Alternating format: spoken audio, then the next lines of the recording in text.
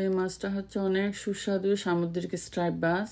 মাছটা রান্না করার জন্য আমি চুলায় দিয়ে দিছি কিছু পরিমাণ তেল। তেলটা দিয়ে 1 কাপ পরিমাণ দিয়ে দিছি পেঁয়াজ কুচি। পেঁয়াজ কুচিটা হালকা ভেজে নরম হয়ে আসলে দিয়ে দিচ্ছি একে একে হলুদের গুঁড়া, মরিচের গুঁড়া, লবণ, ধনিয়ার গুঁড়া। এরপরে কিছু পরিমাণ পানি দিয়ে কষিয়ে নিচ্ছি ভালো করে। যখন কষা শেষ হয়ে যাবে একে একে মাছগুলো দিয়ে দিচ্ছি আমি। মাছগুলো দিয়ে উল্টিয়ে পাল্টিয়ে ভালো করে নেড়ে দিচ্ছি।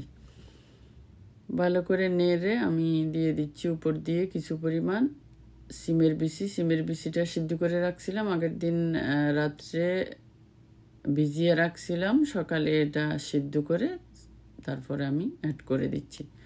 তো এরপরে দিয়ে দিচ্ছি উপরে একটা টমেটো কেটে পিস করে কাটা। তারপরে ভালো করে কষিয়ে আমি উপর দিয়ে পরিমাণ মতো পানি দিয়ে রান্না করে নিচ্ছি। ব্যাস মাছটা যখন হয়ে আসবে তখন উপর দিয়ে 4-5টা কাঁচামরিচ অ্যাড করে দিচ্ছি। তারপরে আপনারা চাইলে ধনিয়া পাতা অ্যাড করতে পারেন। ব্যাস হয়ে গেল স্ট্রাইপ।